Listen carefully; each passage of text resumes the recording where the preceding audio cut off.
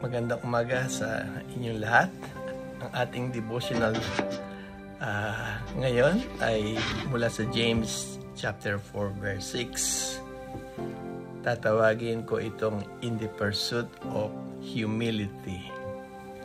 Very relevant dahil marami ang pinagwawalang bahala o kaya ay kinukulang ng pangunawa, especially kung ano ang priority, source and expression of humility or pagpapakumbaba sa buhay ng isang naniniwala at sumusunod sa ating mahal na Panginoon. Let me read from James chapter 4 verse 6 ESV version.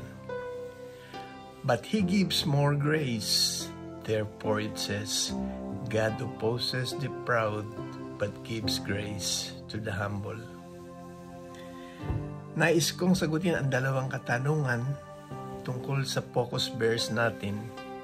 Unang tanong ay, ano ang dahilan at ipinasok ni James ang salitang therefore sa ating focus verse? In other versions, ang alternate word is that is why. Because grace follows humility, which is an attitude and expression of submission to God, which is the caption of James chapter 4. Humility is thinking of yourself less. It is not thinking less of yourself. As we think of ourselves less and less, and more of other people, more grace becomes available to us. Samantala, ang mapagmalaki naman o ang proud, hindi lamang nawawala o naglalaho ang grace o biyaya. Sinasalungat o kaya ay tinututulan ng mga ito ng mahal na Panginoon. At worst, the proud eventually becomes God's enemies.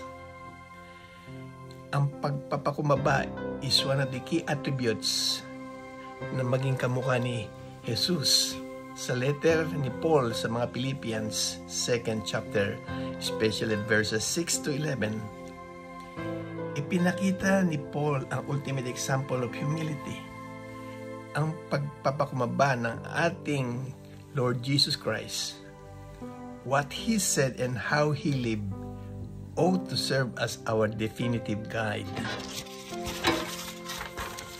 Humility, pagpapakumbaba, is our Lord's chief characteristic and the essence of all His character.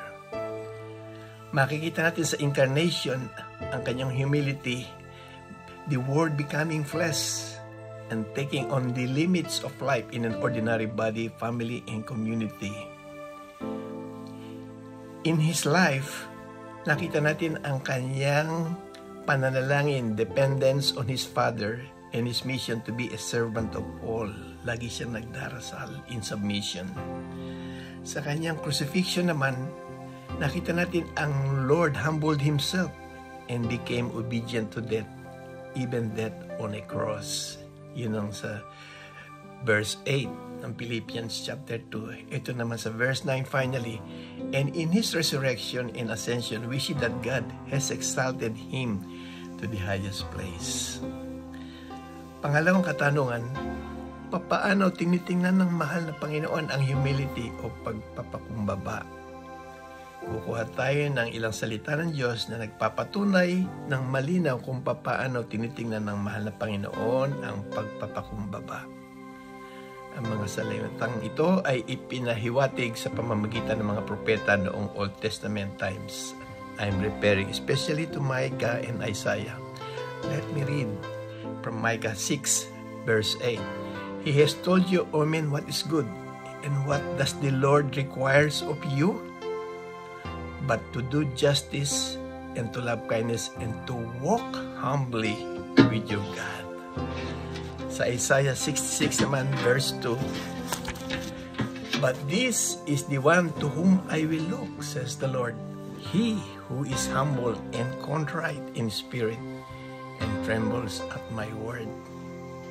In closing, nakita natin ang isang definitive pattern ng Christian life na ipinakikita ng ating Lord Jesus Christ, that the way up is to go down, The pathway to a place of honor is to become a humble servant of others, just like our Lord Jesus Christ.